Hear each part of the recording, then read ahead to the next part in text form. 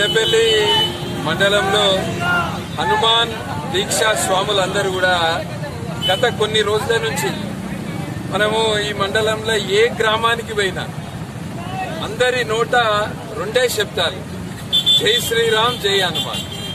ఒక ఈ నవరాత్రుల సందర్భంగా ఒక పండుగ వాతావరణంలో పెద్ద ఎత్తున యువకులందరూ కూడా హనుమాన్ దీక్షలు తీసుకోవడం జరిగింది.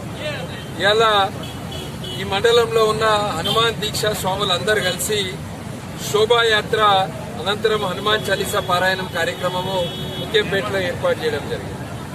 అందరినీ కూడా కోరేది, ఇలా ప్రపంచంలో మనం చూస్తే రష్యా యుక్రెయిన్, ఇట్లా ఇజ్రాయిల్ పాలస్తీనియన్ యుద్ధాలు జరుగుతున్నాయి. ఇటువంటి సమయంలో ప్రపంచంలో ఉన్న దేశాలన్నీ కూడా భారతదేశం వైపు, ప్రపంచంలో ఉన్న మతాలన్నీ కూడా మన హిందూ మతంపై, మన హిందూ యొక్క దానిపై చూస్తారు.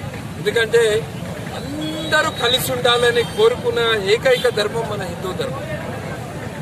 మనము అందరూ కూడా సుఖశాంతులు, వసుదైవ కుటుంబకం అంటాం. అన్ని దేశాల గురించి ఆలోచించే దేశం భారతదేశం. అందరి గురించి ఆలోచించే ధర్మము మన ధర్మం.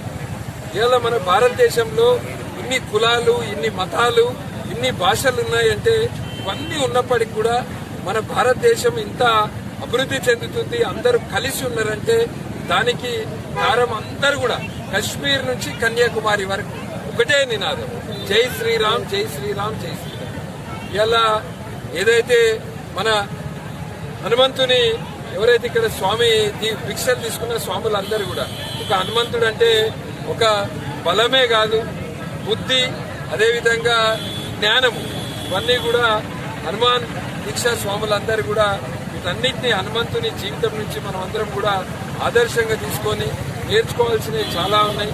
ఈ ప్రాంతంలో మనం యొక్క ధర్మాన్ని కాపాడము, మన యొక్క సంస్కృతి కాపాడము, అదేవిధంగా ఇక్కడ అందరూ ప్రేమించి ఈ ప్రాంతంలో అభివృద్ధి చేయాలనే ఉద్దేశంతో ఒక మంచి పండుగ వాతావరణంలో హనుమాన్ దీక్షా స్వాములు అందరు కలిసి కూడా పెద్ద ఎత్తున ఈరోజు ఇక్కడ శోభాయాత్ర నిర్వహించారు.